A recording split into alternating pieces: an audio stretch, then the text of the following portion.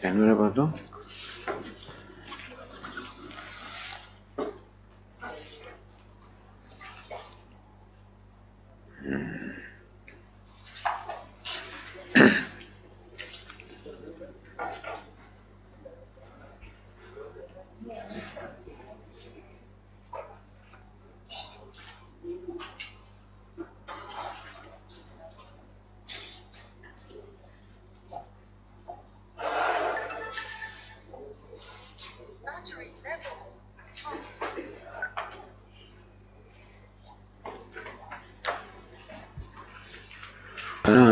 भवतु सहनौ भुनक्तु सह वीर्यङ्करवावहै तेजस्विनावधीतमस्तु मा विद्विषावहै। ॐ शान्ति शान्ति शान्तिः। ॐ पूर्णमदः पूर्णमिदं पूर्णात् पूर्णमुदच्यते पूर्णस्य पूर्णमादाय पूर्णमेवावशिष्यते। ॐ शान्ति शान्ति शान्तिः। श्रुतिस्मृतिपुराणानाम् आलयं करुणालयं नमामि भगवत्पादं शङ्करं लोकशङ्करं शङ्करं शङ्कराचार्यं केशवं बादरायणं सूत्रभाष्यकृतौ वन्दे भगवन्तौ पुनः पुनः। ईश्वरो गुरुरात्मेति मूर्तिभेदविभागिने व्योमवद्व्याप्तदेहाय दक्षिणामूर्तये नमः।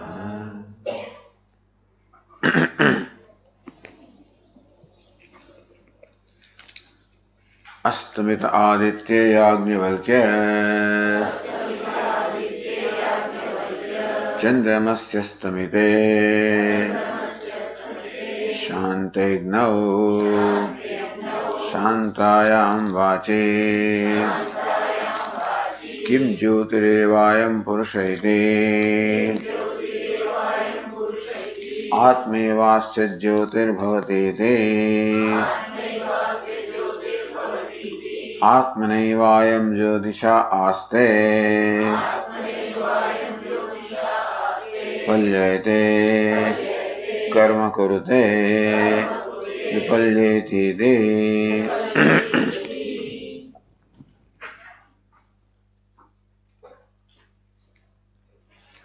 આમ જનક રાજાને યાજ્ઞવલ્ક્ય સ્વપ્ન અવસ્થાના દૃષ્ટાંતથી ઉત્તર આપી રહ્યા છે. આત્મા એવસ્ય જ્યોતિર્ભવતિ, આત્મા અર્થાત સચ્ચિદાનંદ ચૈતન્ય એ જ આ પુરુષની વ્યક્તિની જ્યોતિ છે, સર્વ વ્યવહારની પ્રકાશક છે. અને કારણ કે બીજા બધા જ્યોતિ અર્થાત પ્રકાશકો ત્યાં આગળ એનો અભાવ છે, માટે સ્વયં જ્યોતિ છે.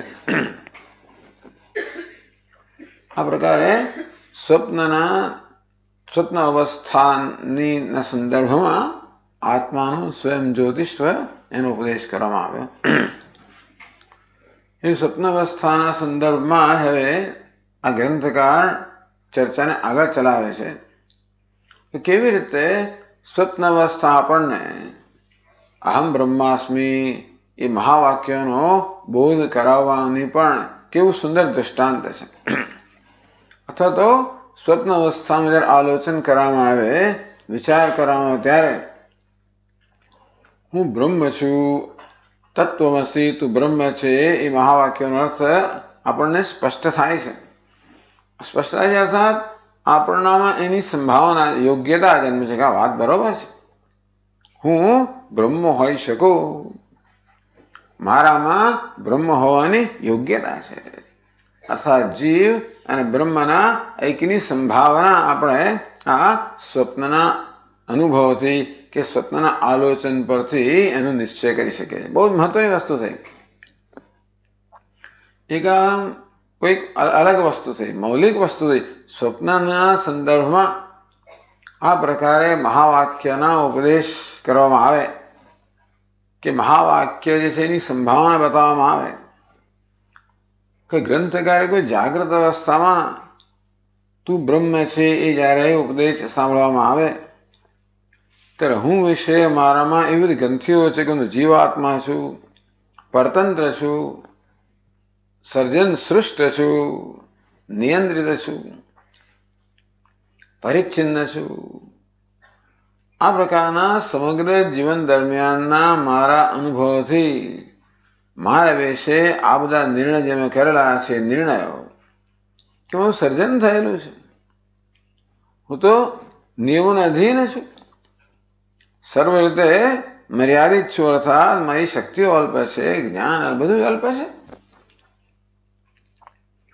આ પ્રકારે મારો જ્યારે મારા વિશ્વનો દ્રઢ નિશ્ચય હોય ત્યારે જ્યારે મને કહેવામાં આવે કે તું બ્રહ્મ છે ત્યારે એ વાક્ય ખરેખર હોઈ શકે, અર્થાત હું બ્રહ્મ હોઉં એવી યોગ્યતા મને જણાતી નથી.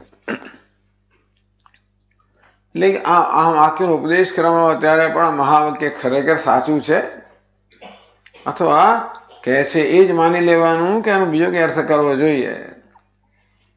એટલે કે ઘણી મહાત્માઓ કહે કે ભગવાન ભક્તોગણને ભગવાન દર્શન કરાવો. તો એક મહાત્માએ ચાલો ભગવાન દર્શન કરાવો, બેસી જાઓ અને પછી ભજન વગેરે શરૂ કર્યું. પણ ધીમે ધીમે વાતાવરણ વધતું ગયું, પણ ધીમે ધીમે પછી લોકો ઓછા થતા ગયા અને પછી કોઈ રહ્યું જ નહીં ત્યાં આગળ. ભગવાનના દર્શન કરવા માંગે છે ખરો, પણ પોતાની જાતને સાચવીને દર્શન કરવા માંગે છે કે હું તો જેવો છું તેવો ને તેવો રહેવો છું અને ભગવાનના દર્શન કરવા. પણ એવું નથી. ભગવાનના દર્શનની અંદર પોતાની જાત પણ ન રહે તો જ ભગવાનના દર્શન થાય. હું બ્રહ્મ છું એ વાક્યનો અર્થ સમજવામાં આવ્યું, પણ હું મારી જાતને જેવો છે તેવો સાચવીને, અર્થાત મારા વિશેના જે બધા પણ ગ્રંથિઓ હોય, કોમ્પ્લેક્સિસ હોય, નિશ્ચય હોય એને જાળવી રાખીને પછી હું બ્રહ્મ કેમ હોઈ શકું? તો સ્વપ્ન અવસ્થાનું આલોચન કરવામાં આવે ત્યારે, કારણ કે હું જાગ્રત અવસ્થામાંથી સ્વપ્નનું આલોચન કરી રહ્યો છું, મારે એક અંતર ઉત્પન્ન થયું સ્વપ્ન સાથે. આમ સ્વપ્ન પ્રત્યે મારી દ્રષ્ટિ કેવી નિષ્પક્ષ હોય. અને તેથી સ્વપ્નમાં જે પ્રકારે અહીં વર્ણન કરવામાં આવ્યું કે જાગ્રત અવસ્થાનું વ્યાવહારિક જગત છે જેનો એ જગતનો જેવી રીતે પોતાની માયા વડે ઈશ્વર સર્જક છે, પાલક છે, સંહારક છે. તો જુઓ ભાઈ, સ્વપ્ન જગતનો હું પણ સર્જક છું, વાત સાચી છે, પાલક છું, સંહારક છું. આમ સ્વપ્નના અનુભવ દરમિયાન મને મારા વિશે જે કે ગ્રંથિઓ હશે ત્યારે સ્વપ્નમાં હશે કરી, એ સ્વપ્નમાં એ દ્વૈતને હું સાચું માનતો હોઈશ, સ્વપ્નમાં મારી રીતને અલ્પ જ માનતો હોઈશ. પણ જાગી ગયા પછી સ્વપ્નના એ દ્રષ્ટા અનુભવ કરનાર પ્રત્યે મારી દ્રષ્ટિ કેવી છે? ઓબ્જેક્ટિવ છે, નિષ્પક્ષ છે. સ્વપ્નવાળાને ખોટો ખ્યાલ હતો. સ્વપ્નમાં દ્રષ્ટાને ખ્યાલ ખોટો હતો. સમજતો નથી કે આ સ્વપ્ન જગત એનામાંથી સર્જાયું છે, કારણ કે એના પહેલા સ્વપ્ન જગત હતું નહીં, જાગ્યા પછી છે નહીં. સ્વપ્ન એનાથી સર્જાય, એ સ્વપ્ન જગતનો પાલક છે, એનો જ લય કરનાર છે. વાત સાચી છે. આમ જાગ્રત અવસ્થાની સ્થિતિમાંથી સ્વપ્નનું આલોચન કરવામાં આવે ત્યારે એક અંતર ઉત્પન્ન થાય છે. શેની સાથે? સ્વપ્નના દ્રષ્ટામાં જે પ્રકારની ગ્રંથિઓ હોય કે જે પ્રકારના એના પર નિશ્ચયો, એની સાથે એક અંતર ઉત્પન્ન થાય છે. એ જરૂર છે. જાગ્રતમાં પણ આપણે અંતર ઉત્પન્ન કરી શકીએ, પણ અઘરું છે. સ્વપ્નનો દર્શન કરનાર જે છે એ તેજસ, એટલે હું વિશ્વ એ તેજસ સાથે અંતર ઉત્પન્ન કરીને તેજસની સ્થિતિનું બરોબર હું આલોચન કરી શકું. વિચાર કરી શકો, ચિંતન કરી શકો. હવે એ રીતે ગ્રંથકાર બતાવે છે કેવી રીતે સ્વપ્નનો જે અનુભવ છે આપણને મહાવાક્યનો બોધ કરાવવા કે મહાવાક્ય યોગ્યતા દર્શાવવા કેવું સમર્થ છે એ બતાવે છે. 100 શ્લોકોમાં આખું વિવેચન કરે છે. પહેલા બતાવ્યું કેવી રીતે ઈશ્વર જેવી રીતે આ જગતના વ્યવહારિક જગતના પદાર્થોનો સર્જક છે, પાલક છે, લય કરનાર છે પોતાની માયાથી. તે રીતે સ્વપ્નમાં પણ આ જીવાત્મા પોતાના મનથી, અવિદ્યાથી, શક્તિથી, નિદ્રા શક્તિથી જગતનું, સ્વપ્ન જગતનું સર્જન કરનાર, પાલન કરનાર, સંહાર કરનાર છે.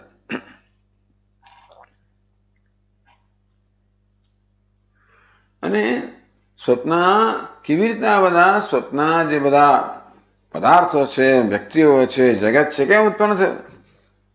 તો ઉપનિષદમાં જેમ દૃષ્ટાંત આપવામાં આવ્યું કે અત્યંત પ્રજ્વલિત અગ્નિમાંથી અસંખ્ય બધા નાના નાના તણખાઓ જતા હોય, કેવી રીતે અગ્નિમાંથી તણખાઓ ઉત્પન્ન થયા. અને તે જ રીતે આ સ્વપ્ન જગતના બધા જીવો પણ અમારામાં ઉત્પન્ન થયા કે હું સમગ્ર સ્વપ્ન જગત બની ગયો હતો.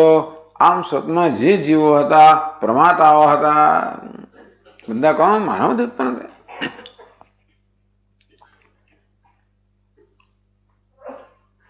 યદ્વદેવ જગત સૃષ્ટો બ્રહ્મ સર્વસ્ય કારણમ ભૂત ભૂત ગર્ભાઢ્યમ પ્રથમમ સૃજતે મનઃ. હું સ્વપ્ન જગતનું માત્ર કારણ છું એટલું જ નહીં, પણ જે રીતે ઈશ્વર જે ક્રમથી ઈશ્વર આ જગતનું સર્જન કરે છે તે જ ક્રમથી હું પણ સ્વપ્ન જગતનું સર્જન કરું છું. બધી રીતે ઈશ્વરમાં અને મારામાં સમાનતા છે. આમ સર્જક, પાલક, લય કરનાર છું એ રીતે પણ, અને એ જ ક્રમથી હું આ સ્વપ્ન જગતનું સર્જન કરું છું. તો જાગ્રત કે વ્યવહારિક જગતનું સર્જન કેમ થયું? પહેલા ઈશ્વરે આ સમષ્ટિ મન કહો, હિરણ્યગર્ભ કહો, એનું સર્જન કર્યું. એ હિરણ્યગર્ભ કહું છે સમષ્ટિ સૂક્ષ્મ શરીર ઉપહિત ચૈતન્ય. હિરણ્યગર્ભ એટલે સૂક્ષ્મ શરીરની સમષ્ટિ. એ સૂક્ષ્મ શરીરમાં સર્વ સ્થૂળ શરીરની સંભાવના રહેલી છે, એને સૂક્ષ્મ શરીર કહેવાય. કારણ અને કાર્ય. તો કારણમાં કાર્યની સંભાવના રહેલી છે. અંકુરમાં જે બીજમાં જેવી રીતે અંકુરની સંભાવના છે, અંકુરમાં વૃક્ષની સંભાવના છે, તે ઈશ્વરમાં હિરણ્યગર્ભની સંભાવના છે, હિરણ્યગર્ભમાં વિરાટની આ સ્થૂળ જગતની સંભાવના છે. તો જેવી રીતે આ સૃષ્ટિના ક્રમમાં કારણ અવસ્થામાંથી સૂક્ષ્મ અવસ્થામાંથી સ્થૂળ અવસ્થા એ પ્રકાર ક્રમથી સર્જન થાય છે, તે રીતે સ્વપ્નની અંદર પણ પહેલા તસ્મિન એવમ શયાન પુરુષ મનોમાત્રૈક સાધન. તો આ શાસ્ત્રમાં વર્ણન આવે છે કેવી રીતે પહેલા સૃષ્ટિના પ્રારંભમાં ઈશ્વર આ હિરણ્યગર્ભનું સમષ્ટિ મનનું સર્જન કરે છે, એને પ્રકાશિત કરે છે, એ દ્વારા જગતનું સર્જન કરે. શું જગતનું?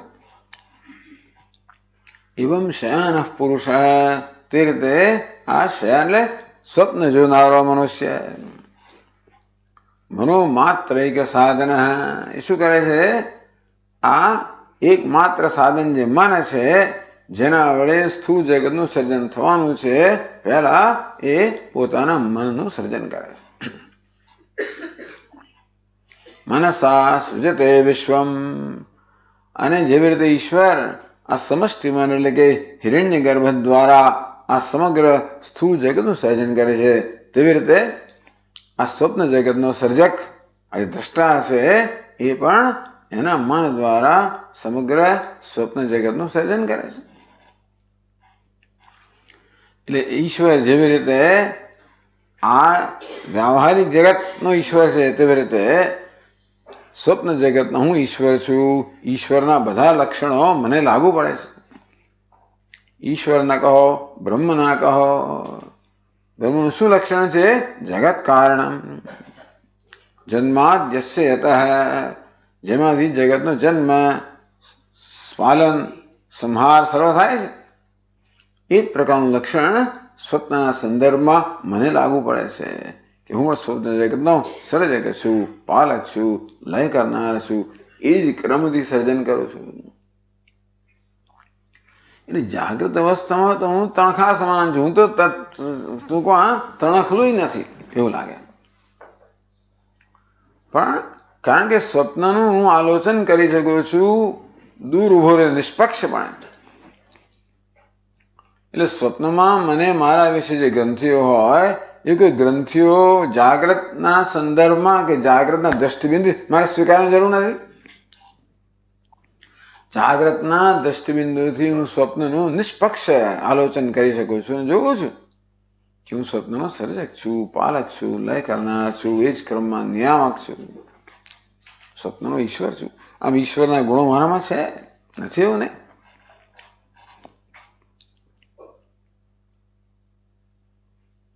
તો 337 પાના પર 286 શ્લોકથી આગળ છે. હવે નિરુપાધિ આત્મા અભિન્ન.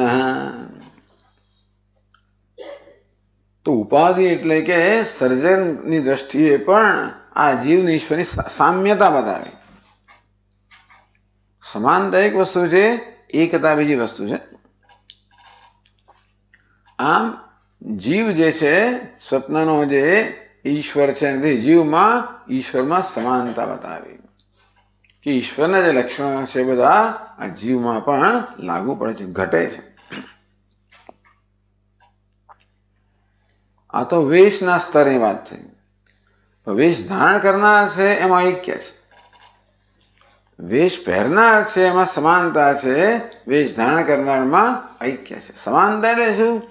ઈશ્વર જેવું કરી શકે છે એવું જ હું પણ કરી શકું છું. એ નહીં પણ એવું. ઈશ્વર જાગ્રત જગતનું સર્જન એવું ના કરી શકું, પણ જેમ ઈશ્વર જાગ્રત જગતનું સર્જન કરે છે, પાલન કરે છે, લય કરે છે, તે તો હું પણ સ્વપ્ન જગતનું સર્જન કરું છું, પાલન કરું છું, લય કરું છું.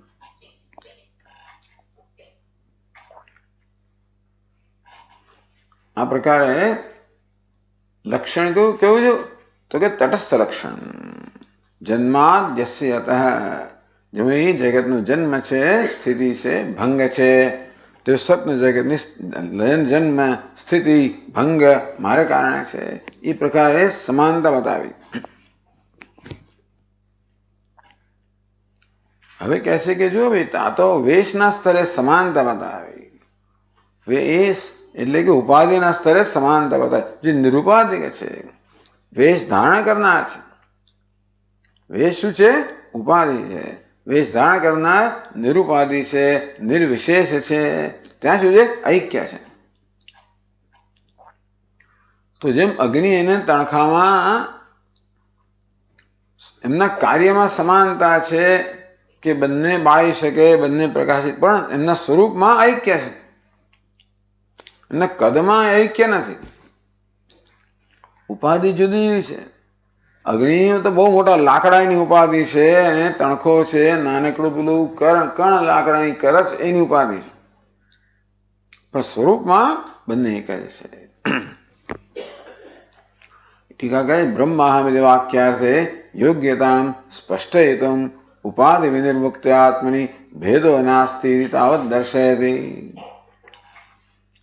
બ્રહ્માહમિતિ વાક્યાર્થે, હું બ્રહ્મ છું એ વાક્યના અર્થમાં એટલે કે અદ્વિતીયતામાં યોગ્યતા સ્પષ્ટયિતુમ. આમ મારા મનમાં પહેલા ખાતરી કરાવવા માંગે છે કે હું બ્રહ્મ હોવાની યોગ્યતા ધરાવું છું. આમ હું જીવાત્મા છું, અલ્પ છું એ મારો ખ્યાલ દ્રઢ છે. એના સંદર્ભમાં કહે છે કે નહીં, હું બ્રહ્મ હોવાની યોગ્યતા ધરાવું છું. યોગ્યતા આમ સ્પષ્ટયિતુમ, આ યોગ્યતા જ આપણે સમજાવે સાદા શ્લોકોમાં, એને વરે સ્પષ્ટ કરવા માટે. ઉપાધિ વિનિર્મુક્ત આત્મની ભેદો નાસ્તિ, ઉપાધિ સહિતના આત્મામાં સમાનતા છે. ઈશ્વરની ઉપાધિ કઈ છે? માયા છે. આ જીવની ઉપાધિ કઈ છે? અવિદ્યા છે. તો ઈશ્વર જે માયાથી કરે છે એવી જાતનું કાર્ય આ જીવ છે અવિદ્યાથી કરે છે. પણ આ માયાનો અવિદ્યાનો વેશ આપણે લઈ લઈએ અને પછી વેશ ધારણ કરનાર જે છે એ તો એક જ છે. ઉપાધિ વિનિર્મુક્ત આત્મની ભેદો નાસ્તી. ઉપાધિથી મુક્ત જે આત્મા છે એમાં કોઈ પ્રકારનો ભેદ નથી. એ રીતે આવત દર્શાયથી એવી ગ્રંથકાર આપણને એ દર્શાવે છે. 286 શ્લોકથી આગળ કહે છે. 3 શ્લોકમાં એ બતાવે છે. જંતુનામ બ્રહ્મણો ભેદે સ્થૂલા દેહા ઉદાહૃતા સુસૂક્ષ્મા યદ્વદુદ્દિષ્ટાઃ ખસ્યૈતે સઘટા ગૃહાઃ.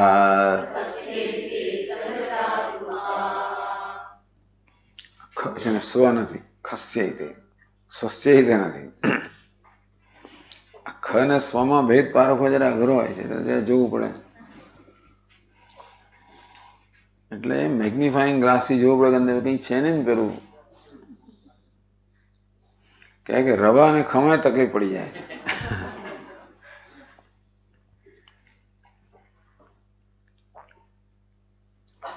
જંતુનામ બ્રહ્મણો ભેદે સ્થૂલા દેહા ઉદાહૃતા. જંતુનામ એટલે જીવો અને બ્રહ્મ એટલે ઈશ્વર.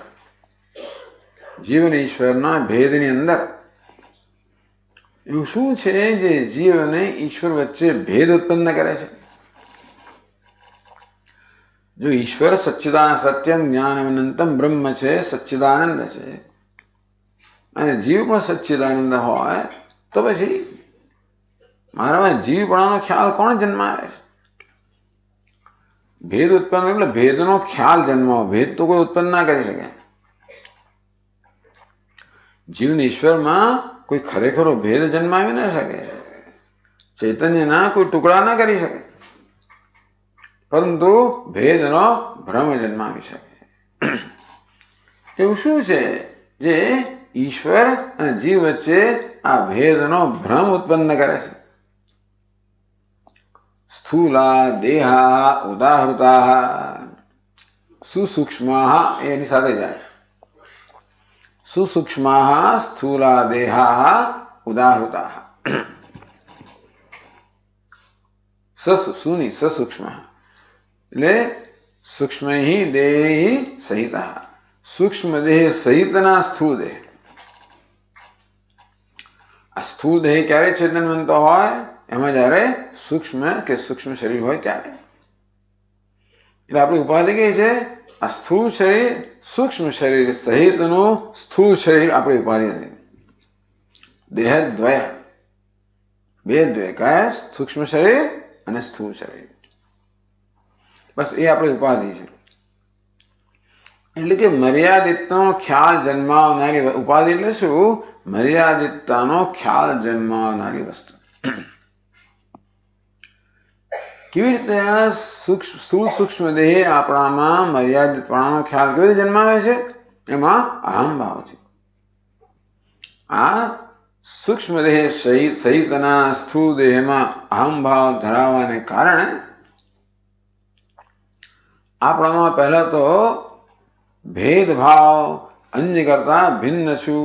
કારણ કે સૂક્ષ્મ દેહ સહિતના સ્થૂળ દેહમાં અહમ ભાવને કારણે હું માત્ર આ સ્થૂળ દેહ પૂરતો જ મર્યાદિત છું. મારી વ્યાપકતા ક્યાં સુધી છે? માત્ર આ સ્થૂળ દેહની વ્યાપકતા સુધીની. આ ઉપાધિની જે બધી મર્યાદાઓ છે એ મારી મર્યાદાઓ છે. દેશમાં, કાળમાં, વસ્તુમાં, જ્ઞાનમાં, શક્તિમાં, બધામાં મર્યાદિત છે. હા, બિચારો દેહ નહીં, દેહમાં અહમ ભાવાજન. દેહ જન્માવતો હોય તો કોઈ છૂટ થઈ શકે નહીં, કોઈ મુક્ત નથી શકે. દેહ નથી જન્માવતો, દેહમાં અહમ ભાવ આ પ્રકારનો ખ્યાલ જન્માવે છે. એટલે દેહથી મુક્ત થવાનું નથી, દેહમાં અહમ ભાવમાંથી મુક્ત થવાનું. તો આ પ્રકારે હું જીવ છું એ પ્રકારનો ખ્યાલ મારામાં જન્માવનાર કોણ છે? આ સૂક્ષ્મ દેહ સહિતનો સ્થૂળ દેહ. એટલે વેશ. મારો કયો વેશ છે? સૂક્ષ્મ શરીર સહિતનો સ્થૂળ દેહ છે એ મારો વેશ છે. ઈશ્વરનો કયો વેશ છે? એનો પણ વિરાટ, તો કે હિરણ્ય ગર્ભ સહિતનો વિરાટ. ઈશ્વરનો સૂક્ષ્મ દેહ કોણ? હિરણ્ય ગર્ભ. ઈશ્વરનો સ્થૂળ દેહ કયો? વિરાટ. તો એની ઉપાધિ કહો, એનો વેશ કયો કહો છે? હિરણ્ય ગર્ભ સહિતનો વિરાટ. એની ઉપાધિ, એનો વેશ છે. તો કહે છે જંતુનામ પ્રમાત્રીણામ બ્રહ્મણ સકાશાત ભેદે પ્રયોજકા સસૂક્ષ્મ સ્થૂલા દેહા ઉક્તા. જંતુ એટલે પ્રમાત્ર જીવો, બ્રહ્મ ઈશ્વર બે વચ્ચે ભેદ જન્માવનારા, ભેદ પ્રયોજકા, ભેદ ઉત્પન્ન કરનારા, ભેદ જન્માવનારા. સસૂક્ષ્મ સ્થૂલા દેહા ઉક્તા. સૂક્ષ્મ શરીર સહિતના સ્થૂળ દેહ છે એ બેમાં ભેદ જન્માવનારા છે. કેવી રીતે? રૂપમ રૂપમ પ્રતિરૂપો બભુવ તદસ્ય રૂપમ પ્રતિચક્ષણાય. આવું બૃહદારણ્યક ઉપનિષદ કહેવામાં આવ્યું. એ તો બીજે પણ કહેવામાં આવ્યું છે. રૂપમ રૂપમ પ્રતિરૂપો બભુવ. એ તો એ છે ને બહિષ્ઠ, બરોબર. આ તો બભુવ. પરમાત્મા પ્રત્યેક રૂપ પ્રમાણે રૂપ ધારણ કર્યું. અગ્નિ જેવી રીતે ભિન્ન ભિન્ન આકારના કાષ્ઠમાં પ્રવેશ કરીને જાણે કે ભિન્ન ભિન્ન આકાર ધારણ કરે છે. અગ્નિનો કોઈ આકાર નથી કે કાષ્ઠમાં આકાર વાળો જણાતો હોવા છતાં પણ અગ્નિ વાસ્તવિક આકાર ધારણ કરતો નથી, માત્ર આકાર વાળો ભાસે છે અગ્નિ. આ બધા કેવા છે? જો કોલસા છે. પરમાત્મા અગ્નિ સમાન છે. અગ્નિ જેમ ભિન્ન ભિન્ન કોષમાં જાણે કે પ્રવેશ કરે ને જાણે કે તે આકાર વાળો ભાસે છે, તેવી રીતે ચૈતન્ય પરમાત્મા પણ આ ભિન્ન ભિન્ન ઉપાધિમાં જાણે કે પ્રવેશ કરે ને જાણે કે તે આકાર ધારણ કરે છે. એ રીતે આ ઉપાધિ કઈ ઉપાધિ છે? સૂક્ષ્મ શરીર સહિતનું સ્થૂળ શરીર છે. એમાં ઈશ્વરે પરમાત્માએ જાણે કે પ્રવેશ કર્યો છે. અંતે તે આકાર, તે રૂપ ધારણ કરી લીધું છે. અંતેથી એને એટલો વેશ પહેર્યો. રૂપ ધારણ કર્યો એટલે એ વેશમાં અહમ ભાવ ધરાવવો. જેવી રીતે આકાશ આ ઘડામાં પ્રવેશ કરે એટલે શું? ઘડામાં અહમ ભાવ ધરાવે. જેને કારણે હું ઘટાકાશ છું એ પ્રકારનો એક ગ્રંથિ જન્મી. જે મહાકાશ છે એમાં આ પ્રકારની ગ્રંથિ જન્મી. એમ કહેવાય કે આકાશમાં, મહાકાશમાં અને ઘટાકાશમાં ભેદ કરનાર કોણ છે? આ ઘડો. બિચારો ઘડો નહીં, પણ મહાકાશ ઘડામાં અહમ ભાવ ધરાવે અને પોતાનામાં એવો ખ્યાલ જન્માવે કે ગ્રંથિથી પીડાય કે હું મહાકાશ છું. આ ઘડામાં અહમ ભાવ કહો, એની ઉપાધિ કહો, ઘડો એનો વેશ કહો, એ આ ઘટાકાશમાં અને મહાકાશમાં, જીવમાં અને ઈશ્વરમાં ભેદનો ખ્યાલ જન્મા, ભેદ નહીં, ભેદનો ખ્યાલ જન્માવનારો છે. આ તો સ્પષ્ટ ભેદ જન્માવી જ ના શકાય. આકાશનો કોઈ વિભાગ ના કરી શકાય. ભેદનો બહુ તો ખ્યાલ જન્માવે. ખ્યાલ છે એવું ન ખબર ત્યાં સુધી તો બિચારો રવાડે ચડેલો જ છે. જન્મ મૃત્યુના ચક્રમાં આટા માર્યા જ કરે છે. પ્રત્યેક ક્ષણે જન્મ મૃત્યુ છોડો ને, જે ક્ષણે જીવનમાં સતત પીડાઈ જ રહ્યો છે. ભલે બહારથી આનંદમાં આવી જાય ખરો, હોળી ધૂળેટી બધા બરોબર છે. એ ક્યારે આવી જાય? હું જીવ છું એ ખ્યાલ જયારે ભૂલાઈ જાય, જયારે જો એ ભૂલવાડી દે તો એકદમ હર્ષમાં આવી જાય. જેવો ખ્યાલ આવે વળી પાછો ફસડાવે, વળી પાછું બીજું કંઈક કરે, પાછો હર્ષમાં આવે, પાછો ફસડાવે. આમ જેવી રીતે પેલું જળની અંદર તુંબડું હોય ને, તુંબડાનો સોદો તરવાનો સ્વભાવ હોય, પરંતુ એને પથ્થર બાંધ્યો હોય તો કેવું એને નીચે લઈ જાય બિચારાને. જરાક મોજ આવે, પાછું ઊભું થાય, બહાર આવે, થોડી હવા મળે, પાછું અંદર ગયું. તેવી રીતે આ બિચારા જીવાત્મા તુંબડાને પથ્થર બાંધ્યો, હું જીવાત્મા છું, હું ઘટાકાશ છું, એવું ખ્યાલ આવે ને, સીધો ડૂબ્યો જ છે ને. પરંતુ કશુંક બને અને ખ્યાલ ભૂલાઈ ગયો, ઇન્ડિયા જીતી ગયો, ભૂલાઈ ગયો ખ્યાલ કે હું જીતી ગયો. ત્યારે વળી પાછી ઉપર આવી જાય, થોડી તાજી હવા મળે, પછી થોડો હર્ષમાં આવી જાય, પછી પાછું કંઈક થયું, પેલું કશું કહ્યું કોઈએ, વળી પાછો પેલો ખ્યાલ આવ્યો, કોઈ કહ્યું, કંઈક થયું, કંઈક જોયું, કંઈક યાદ આવ્યું, કંઈક બન્યું, પૂરતું છે. તરત પેલો ખ્યાલ પાછો ડૂબ્યો જ છે ને. આવી રીતે આ જીવાત્માને બ્રહ્મમાં, ઈશ્વરમાં ભેદ જન્માવનાર આ ઉપાધિમાં અહમ ભાવ છે. પણ એમ કહ્યું ઉપાધિ છે એવું કહ્યું. એટલે ઉપાધિ એટલે જ આવી રીતે મર્યાદિત કરનાર ખ્યાલ, જન્માવનાર આ વસ્તુ દેહ છે. ભેદે પ્રયોજકા સસૂક્ષ્મા સ્થૂલા દેહા ઉક્તા રૂપમ રૂપમ પ્રતિરૂપ ઇત્યાદિ શ્રુતૌ. તે કહેવામાં આવ્યું કે ભગવાને પોતે ચાહીના રૂપ ધારણ કર્યું છે. ઐત્રેય ઉપનિષદ સમજાવ્યું આત્મપુરાણમાં કે ભગવાન મથુરામાંથી ભાગ્યા, ક્યાં આવ્યા? દ્વારિકામાં આવ્યા. કેવી રીતે પ્રવેશ કર્યો? ઉપરથી પ્રવેશ કર્યો. ત્યાં મથુરામાંથી ઈશ્વરપણાથી ભાગ્યા, આ જીવમાં પ્રવેશ કર્યો, ઉપરથી પ્રવેશ કર્યો, એમાં અહમ ભાવ ધારણ કર્યો. મથુરામાં હોય ત્યારે રાજા છે, અહીં છે ત્યારે જીવ છે, જાણે ત્યારે. પછી કહે છે યદ્બત ઉદ્દિષ્ટા ખસ્યેતે સઘટા ગૃહા.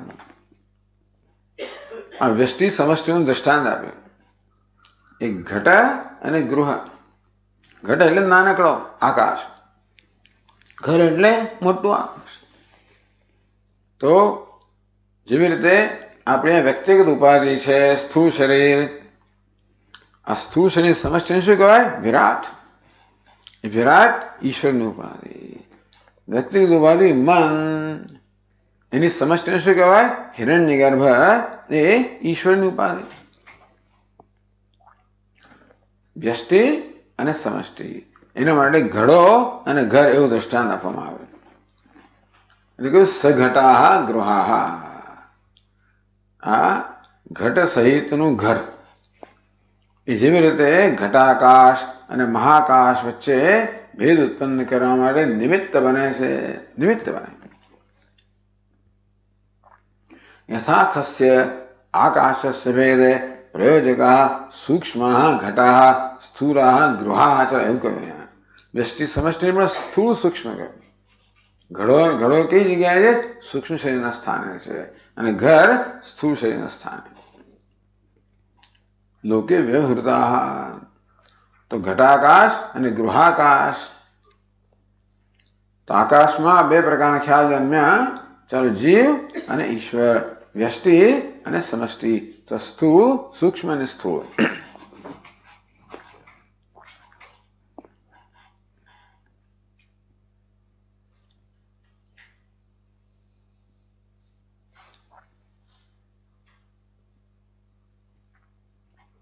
પછી આગળ કહે છે, એટલે આ દ્રષ્ટાંત છે એને સમજાવે છે. બહિર્વાપી ગૃહે ચૈતત ઘટે વા વિષમં નહીં આકાશમ વિષમત્વં તો ગૃહકુંભાદિ સંસ્થિતમ.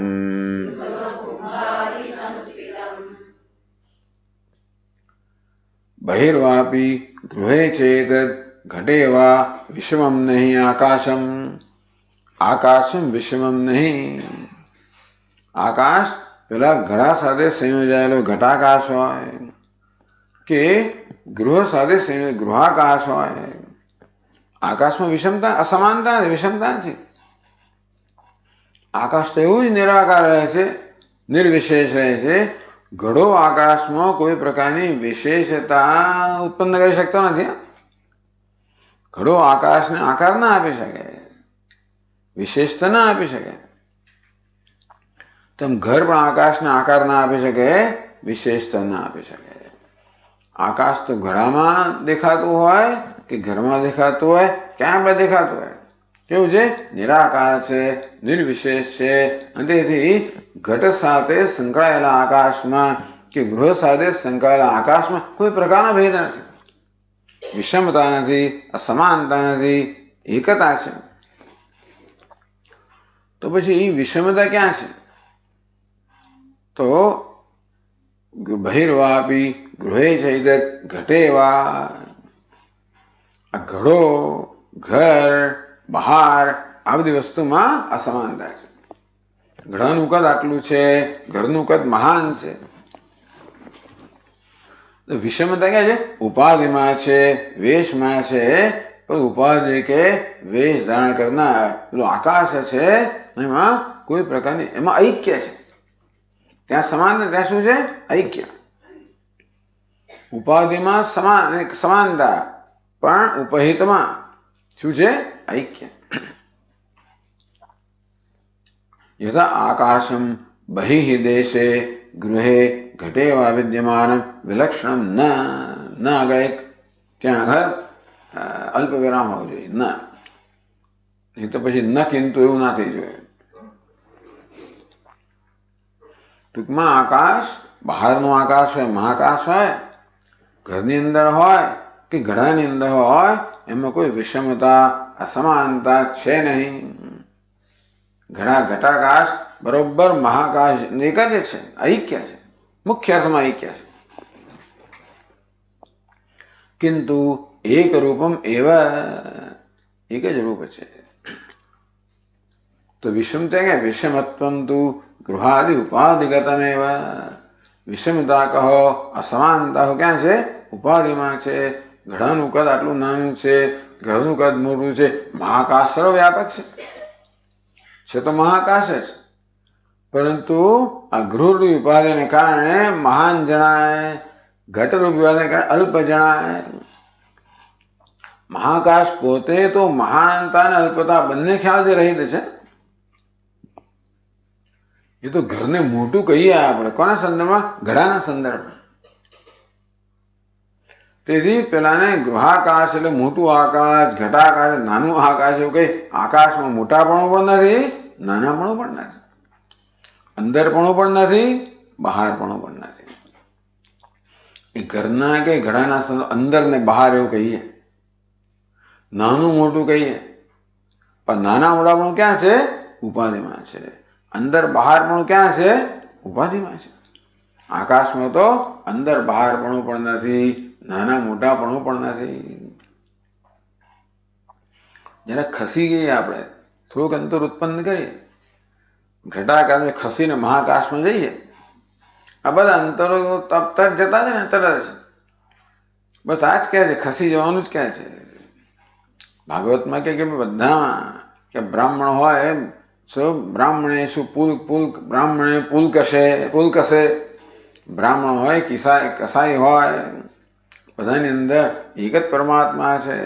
સમુદ્રક પંડિત ઉચ્યતે. આ સમદ્રષ્ટિ છે. પંડિતો મત સમુદ્રક પંડિતો મત. ભગવાન કે મારા અભિપ્રાય પ્રમાણે આ સમદ્રષ્ટિ ધરાવનાર ખરે અર્થમાં પંડિત છે. બ્રાહ્મણ હોય કે પુલકસા હોય, બે જાતના પછી એમણે પછી સ્તેન હોય કે બ્રહ્મણ્ય હોય. બ્રહ્મણ્ય સ્તેન, બ્રહ્મણ્ય કોને કહેવાય? બ્રાહ્મણને દાન આપનારને બ્રહ્મણ્ય કહેવાય. સ્તેન કોને કહેવાય? ચોર, બ્રાહ્મણનું ધન લઈ લેનાર. બ્રાહ્મણ ધન હરી લેનાર એક છે, બ્રાહ્મણ ધન આપનાર બીજો છે. આમ મહાન વિષમતા છે. ક્યાં છે? ઉપાધિમાં. કર્મની વિષમતા, બ્રાહ્મણ અને કસાયમાં જાતિની વિષમતા. ક્યાં તણખો, ક્યાં અને ક્યાં સૂર્ય. એમાં તો એની કદની નહીં, એની એમના સ્વભાવની વિષમતા કે ગુણની વિષમતા.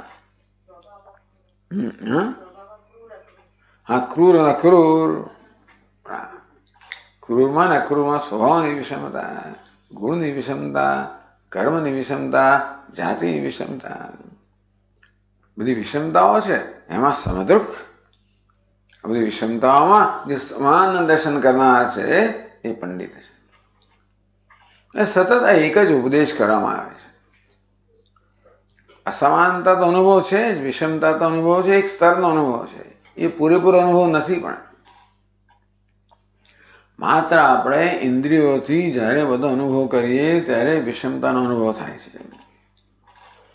ત્યાં સુધી કહેવામાં આવ્યું એવી પ્રક્રિયામાં કે એ બધી વિષમતાઓ જે ઉત્પન્ન કરનાર ઇન્દ્રિયો છે અને મન છે, એવું કહે છે તો એક બ્રહ્મ જ. આ બે વાદ છે, સૃષ્ટિ દૃષ્ટિવાદ છે અને દૃષ્ટિ સૃષ્ટિવાદ છે. સૃષ્ટિ દૃષ્ટિવાદ એમ કે ભાઈ છે એ આપણે જોઈએ છીએ. પેલું શું કે અરે તમે જુઓ છો માટે છે. એક જાગ્રત દ્રષ્ટાંત આપે, એક જાગ્રત પદાર્થો છે એ પ્રકારે વિષમતા છે માટે અમે વિષમતા દેખાય છે નામ રૂપમાં. સ્વપ્નમાં શું છે? હું વિષમતાનું સર્જન કરનાર છું એવું મોડેલ આપનારા છે વેદાંતના આચાર્યો, કે ખરેખર તો એક જ છે, બ્રહ્મ જ છે. તો આ ભેદભાવ ઉત્પન્ન કરનાર કોણ? કે ઈશ્વર ઉત્પન્ન કરે કે જીવ ઉત્પન્ન કરે છે? બે વસ્તુ છે. કે તમે ઈશ્વર સૃષ્ટિ ગણો, ઈશ્વરે ભેદભાવ સર્જન કર્યું નામરૂપ, અથવા જીવ કરી રહ્યો છે પ્રત્યેક ક્ષણે. આ મન જ સર્જન કરી રહ્યું છે બધું. જો ભાઈ સુષુપ્તિમાં મન જ્યારે નથી ત્યારે કોઈ ભેદભાવ વિષમતા કશું હોતું નથી ને. જાગ્યું મન ને બધો ભેદભાવ, એટલે અન્વય વ્યતિરેક બતાવ્યું કે આ ભેદભાવ કોણ છે? મન જ જન્માવે છે. એવું પણ એક ટૂંકમાં આ તો ચિંતનની પદ્ધતિઓ છે બધી. મહાવાક્યના અર્થ પર કેમ ચિંતન કરવું એની આ પદ્ધતિઓ છે. કોઈકને પેલું ગમે, કોઈકને આ ગમે. એમાં મારામારી કરવાની જરૂર નથી, પણ ટૂંકમાં કોઈકને સ્વ પ્રમાણે આ અનુકૂળ પડે, કોઈકને પેલું, કોઈકને કૃષ્ણ ગમે, કોઈને શિવજી ગમે. આટલો બધો તો કૃષ્ણ ભગવાન બધાને ગમવા જેવો આપણે માનીએ ને. રાગ ભોગ અને શૃંગાર, પેલામાં કશું નહીં કે નહીં એમને તો પેલું જ ગમે, એમને શિવજી જ ગમે. એનું કોઈ જાતનો આડંબર જ નહીં સ્વામી, કોઈ આડંબર નહીં, કોઈ વસ્ત્ર નહીં, કશું જ નહીં, બહુ સરળ એવું ગમે. બે લોકોને આડંબર ગમે. એટલે જુદા લોકોને મનની એમની અવસ્થાને કારણે, રુચિને કારણે ભિન્ન ભિન્ન વસ્તુઓ ગમતી હોય એટલે આચાર્ય બહુ પ્રક્રિયાઓ આપી, તો વિચારવાની પદ્ધતિઓ આપી. પણ વિષમતામાં સમતાના દર્શન કેમ કરવા? સમત્વ દૃષ્ટિ એ આપણે સતત સમજાવી રહ્યા છે. કેમ સમત્વ દૃષ્ટિ? એટલે શરૂઆત કરી પ્રસાદ બુદ્ધિથી કે કર્મફળ વિષમ છે, જુદા જુદા છે, એમાં સમતાના દર્શન કરો. શું છે? પ્રસાદ બુદ્ધિ.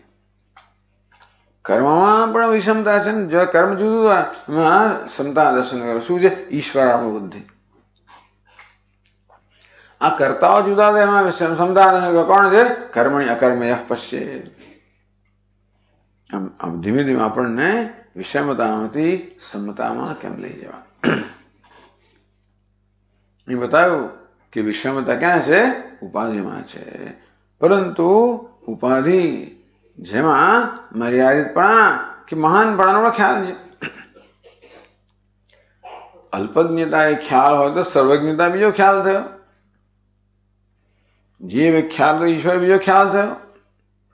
ટૂંકમાં આ સમત્વના દર્શન કરવા બંને પ્રકારના ખ્યાલથી મુક્ત થવું પડે. આ જરા અઘરું પડે છે. ઈશ્વરના ઈશ્વરપણાને છોડી દેવાનું, કારણ કે ઈશ્વરપણું પણ જીવપણાના દ્રષ્ટિબિંદુથી છે. આ સર્જન કરનાર પણ કોણ છે? જે સર્જન થયું છે એના દ્રષ્ટિબિંદુથી છે. ઈશ્વર પણ દ્રષ્ટિબિંદુ કહી દીધું. નિયામક નિયમ એના દ્રષ્ટિબિંદુથી. તો બંને દૃષ્ટિબિંદુમાં વિષમતા છે, એને છોડો. તો કિંતુ એક રૂપત્મેવ વિષમત્વમ તુ ગૃહાદિ ઉપાધિગતમેવ. આકાશ જેમ એક જ રૂપ છે, વિષમતા તો ઉપાધિમાં છે. ઘડો કહો, ઘર કહો અને બહાર કહો. તેવી રીતે પછીના શ્લોકમાં કહે છે,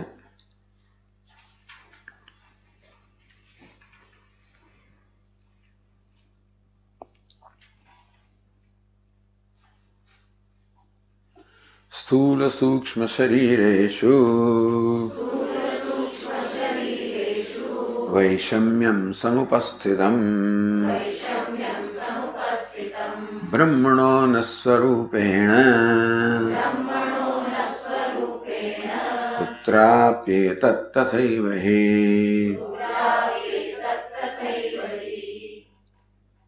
તથૈવ હિ, તે જ રીતે સ્થૂલ સૂક્ષ્મ શરીરેષુ વૈષમ્યમ સમુપસ્થિતમ. તેવી રીતે આજે સ્થૂળ અને સૂક્ષ્મ શરીરમાં વિષમતા છે. જીવનું સૂક્ષ્મ શરીર ને સ્થૂળ શરીર, ઈશ્વરનું સૂક્ષ્મ શરીર સ્થૂળ શરીર. આનું એક વ્યક્તિગત સૂક્ષ્મ શરીર, આ વ્યક્તિગત સ્થૂળ શરીર, ઈશ્વરનું હિરણ્યગર્ભ સૂક્ષ્મ શરીર, વિરાટ સ્થૂળ શરીર. ત્યાં વિષમતા, કઈ વિષમતા છે? વ્યષ્ટિ અને સમષ્ટિની વિષમતા. તો ભેદ ઉપાધિશુ એવા, ભેદ તો ઉપાધિમાં જ છે. ત્યારે બ્રહ્મણો ન સ્વરૂપેણ કુત્રાપી, બ્રહ્મણ ચિદ્ધાતો કુત્રાપી વૈષમ્યમ ભેદ નાસ્તિ. પરંતુ વેશ ધારણ કરનાર બ્રહ્મ છે. કયું શું કહ્યું? ચિદ્ધાતો. ચિદ્ધાતો એટલે ચિત્તનું આમાં શુદ્ધ ચિત્ત, જે શુદ્ધ ચૈતન્ય છે, એટલે કે નિર્વિશેષ ચૈતન્ય છે, એમાં કોઈ પ્રકારની વિષમતા નથી.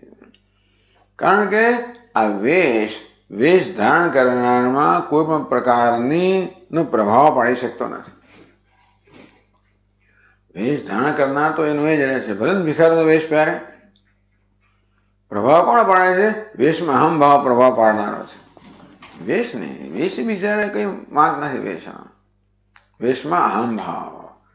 તો જેમ વેશ કોઈ પ્રકારનો પ્રભાવ જન્માવતો નથી અને માટે વેશ ધારણ કરવામાં સ્વતંત્રતા છે. નહીંતર કોઈ ભિખારનો વેશ ધારણ જ ના કરે. ભિખારનો વેશ ધારણ કરે ભિખારી બની જવાતો તો કોણ બને? ના બને. આ તો આપણા સ્વામીજી કહે ભિખારનો વેશ ધારણ કરે એને ઉલટો વધારે પૈસા મળશે, વધારે ધનવાન બનશે, એટલે ધારણ કરે. તકલીફ ક્યાં છે? વેશમાં અહમ ભાવમાં છે. ચિદ્ધાતો કુત્રાપી વૈષમ્યમ ભેદ નાસ્તિ. એટલે ઘટાકાશમાં અને ગૃહાકાશમાં અને મહાકાશમાં કોઈ પ્રકારની વિષમતા નથી, ભેદ નથી.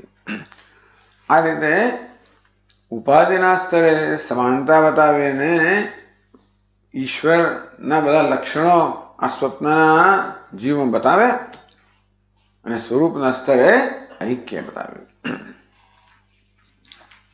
આવું કોઈ દરરોજ ટૂંકમાં આવી જાતનું સ્વપ્નની ચર્ચા કોઈ જિંદગીમાં બીજે જોઈ નથી આપણે ક્યાંય. સ્વપ્નનો આ પ્રકારનો ઉપયોગ કરવો, આ રીતે મહાવાક્યનો ઉપદેશ કરવો, એ તો બધી બહુ જ એકદમ બહુ મહાન મૌલિકતા છે. બેઠા બેઠા આ જ ચિંતન કર્યા કર્યા મહાત્માઓ બધા, બીજું કરવાનું જ નહીં. લોકોને સંસાર જેના મનમાં ના હોય એને આ જ બધું કર્યા કરવાનું. એટલે પછી આવા તુક્કાઓ સુજા કરે બધા.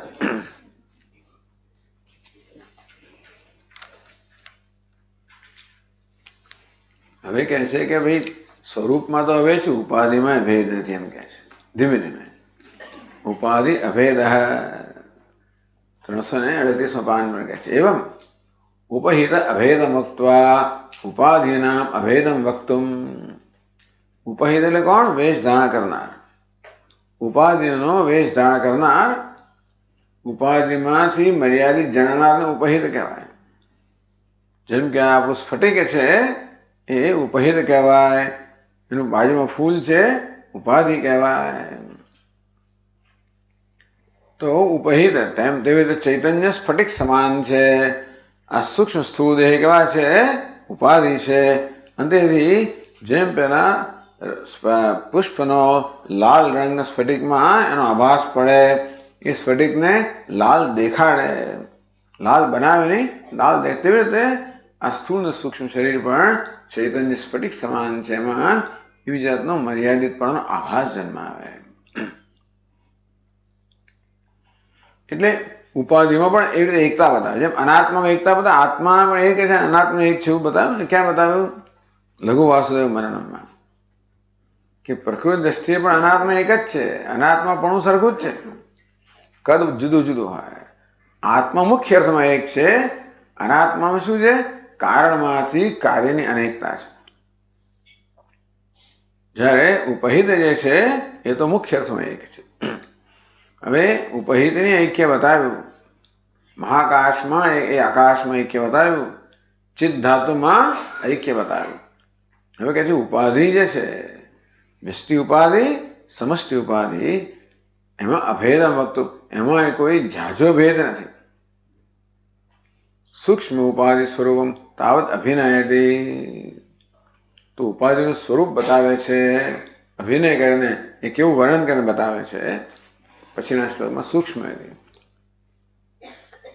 સૂક્ષ્મં શરીરમ જંતુનામ મનોમાત્રમુદાહૃતમ યથા હિરણ્યગર્ભોયમ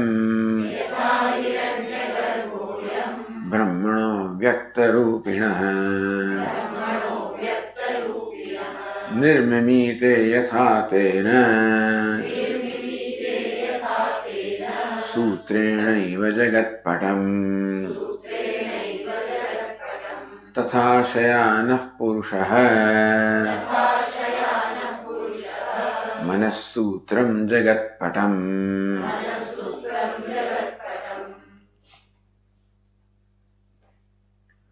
સૂક્ષ્મં શરીરમ જંતુનામ મનોમાત્રમ ઉદાહૃતમ.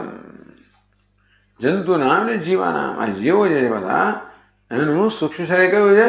મનોમાત્રમ. આ મન કહો, અંતઃકરણ કહો, એ જીવનું સૂક્ષ્મ શરીર છે. આમ તો 17 અવયવોનું સૂક્ષ્મ શરીર કહેવાય.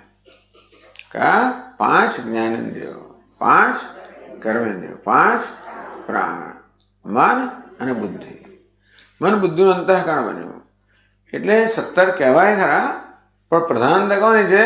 અંતઃકરણની પ્રધાનતા છે. ટૂંકમાં ચૈતન્યનું પ્રતિબિંબ પહેલા અંતઃકરણમાં પડે, બુદ્ધિમાં પડે, એમાંથી મનમાં આવે, એમાંથી ઇન્દ્રિયોમાં આવે, એ રીતે. એટલે સૂક્ષ્મ શરીરની અંદર પણ પ્રધાનતા કોની છે? મનની છે, અંતઃકરણની છે. એટલે મનોમાત્ર ઉદાહૃતમ, ભાઈ આ જીવો જે છે એમનું સૂક્ષ્મ શરીર કયું છે? એમનું મન જ છે. મન એવ વ્યષ્ટિ રૂપમ પ્રતિપ્રમાત્ર વર્તમાનમ જંતુના સૂક્ષ્મ શરીરમ ઉક્તમ. પ્રતિપ્રમાત્ર દરેક પ્રમાતામાં દરેક જીવની અંદર જે સૂક્ષ્મ મન જે છે એ જ સૂક્ષ્મ શરીર કહેવાયું. કેમ? મનઃ પ્રધાનત્વાત, કઈ સૂક્ષ્મ શરીરમાં મનની પ્રધાનતા છે, માટે મનને દરેક જંતુમાં મનરૂપી સૂક્ષ્મ શરીર છે, એની ઉપાધિ છે. તો તેવી રીતે યથા હિરણ્યગર્ભોયમ બ્રહ્મણો અવ્યક્ત રૂપિણ, યથા પાસે પણ અલ્પ વિરામ, યથા જંતુનામ સૂક્ષ્મ મનોમાત્ર ઉદાહૃતમ તથા, સમજવાનું, હિરણ્યગર્ભોયમ બ્રહ્મણ અવ્યક્ત રૂપિણ. તેવી રીતે અથવા આમ યથા લો, આમ ત્યાં તથા લો. ટૂંકમાં યથા ઈશ્વરસ્ય હિરણ્યગર્ભ સૂક્ષ્મ શરીરમેતિ, અથવા તો જાણીએ હિરણ્યગર્ભ જેવી રીતે ઈશ્વરનું સૂક્ષ્મ શરીર છે, તેવી રીતે આ મન છે એ જીવનું સૂક્ષ્મ શરીર છે.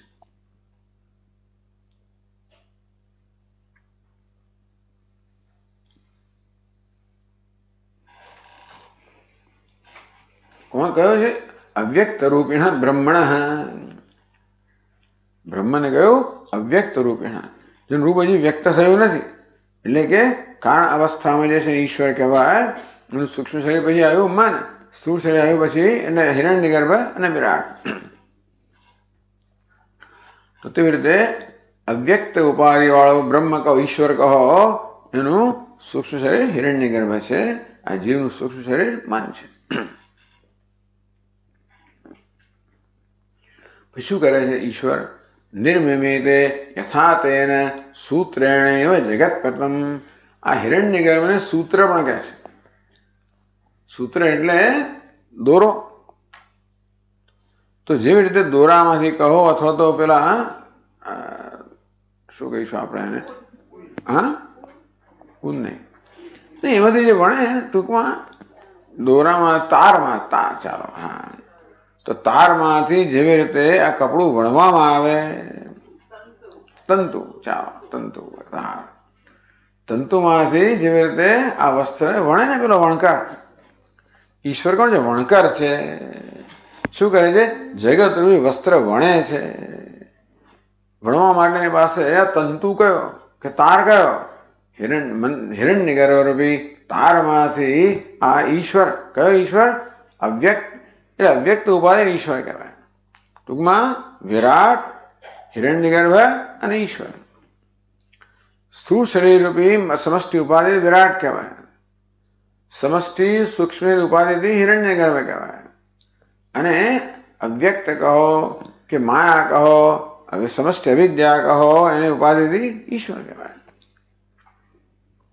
તો અવ્યક્ત રૂપેણ બ્રહ્મણ, અવ્યક્ત રૂપી ઉપાધિ ધરાવનાર બ્રહ્મ એટલે ઈશ્વર જે છે એ શું કરે છે?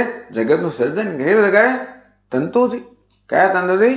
આ હિરણ્યગર્ભ તંતુથી, અથવા તો એને સૂત્ર આત્મા એટલે જ કહેવાય. સૂત્ર જેવું તો પરોવાયેલો ને, મહી સર્વમિદં પ્રોતમ સૂત્રે મણિગણા એવા.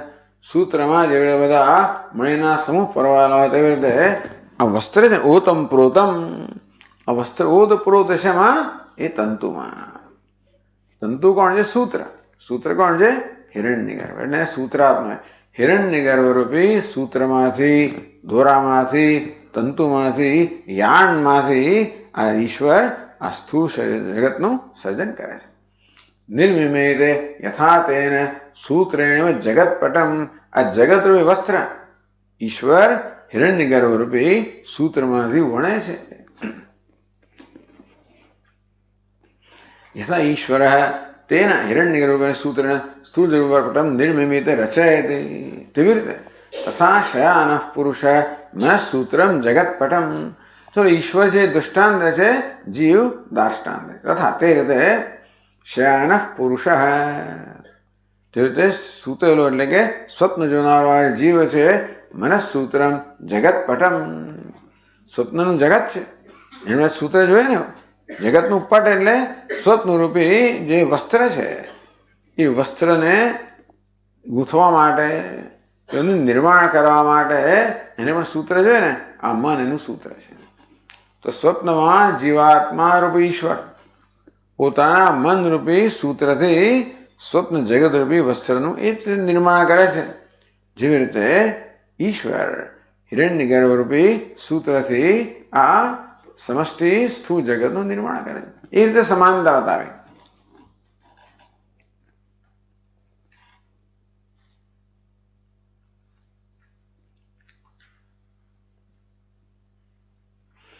એટલે ટૂંકમાં હિરણ્યગર્ભ કહો અને મન કહો, એનું ઉપયોગ શું? માત્ર જગત રૂપી વસ્ત્ર છે એ વણવામાં એનો ઉપયોગ છે, બીજો કોઈ ઉપયોગ નથી. સમાનતા છે. એ તો બંને સમાન જ ગણ્યા. કે સમાન ગણ્યા? એમની ઉપયોગિતામાં, એમના સ્થાનમાં સમાનતા ગણી, એમના કદમાં નહીં. એટલે ઉપાધિના કદમાં અભેદ નથી, પણ ઉપાધિપણામાં અભેદ છે. એ શું કાર્ય કરે એમાં અભેદ છે. એટલે કે એ જીવમાં અને ઈશ્વરમાં આ પ્રકારનો ખ્યાલ જન્માવે છે. જીવમાં આ વ્યસ્તિ ઉપાધિ હું જીવ છે એવો ખ્યાલ જન્માવે. બ્રહ્મમાં એ સમષ્ટિ ઉપાધિ ઈશ્વર જે ખ્યાલ જન્માવે. તકલીફ એક જ છે કે જીવ આ ખ્યાલ ધરાવે છે, પણ એને ખબર નહીં કે આ ખ્યાલ છે, અને ઈશ્વર જાણે છે કે હું ઈશ્વર છું, બ્રહ્મ છું. એટલો ફેર છે. બાકી ઉપાધિ આ પ્રકારના ખ્યાલ જીવનો ઈશ્વરનો ખ્યાલ જન્માવે. બસ એટલું જ એ રીતે સરખું છે. ઉપાધિમાં એ પ્રકારની એકતા કે અભેદ કયો છે? એ ઉપાધિ એવું એ જ કામ, જેવું ઉપાધિ ઈશ્વરમાં જે પ્રકારનું કામ કરે છે એ પ્રકારનું કામ જીવમાં પણ કરે છે. એ રીતે ઉપાધિમાં અભેદ બતાવે. કે બંને એના વેશ જ છે, બંને સૂત્ર જ છે. આગળ બીજું બતાવ્યું, વેશ તો બતાવ્યો, વેશ પણ તો બતાવ્યો, ઉપરાંત જેવી રીતે આ સૂત્ર છે અને ઈશ્વર આ સૂત્રથી આ જગતરૂપી વસ્ત્ર વણે છે, તેમ આ સ્વપ્ન ઈશ્વર પણ પોતાના મનરૂપી સૂત્રથી સ્વપ્ન જગતરૂપી એનું પટ કે વસ્ત્ર વણે છે. અને તેથી હિરણ્ય ગર્ભ અને મન બંને કહેવાય છે સૂત્ર છે, દોરા સમાન છે, તંતુ સમાન છે, જેના વડે તે પ્રકારનું જગતરૂપી વસ્ત્ર વણવામાં આવે છે. એ રીતે બંને સરખા છે એવું કહેવામાં આવે. ભલે પછી આપણે આગળ જોઈશું. ઓમ પૂર્ણમદઃ પૂર્ણમિદં પૂર્ણાત પૂર્ણમુદચ્યતે પૂર્ણસ્ય પૂર્ણમાદાય પૂર્ણમેવાવશિષ્યતે. ઓમ શાંતિ શાંતિ શાંતિ. શંકરં શંકરાચાર્યં કેશવં બાદરાયણં सूत्रभाष्यकृतौ वन्दे भगवन्तौ पुनः पुनः. ईश्वरो गुरुरात्मेति मूर्तिभेदविभागिने व्योमवद्व्याप्तदेहाय दक्षिणामूर्तये नमः. ॐ शान्ति शान्ति शान्तिः. हरि ओम. श्री गुरुभ्यो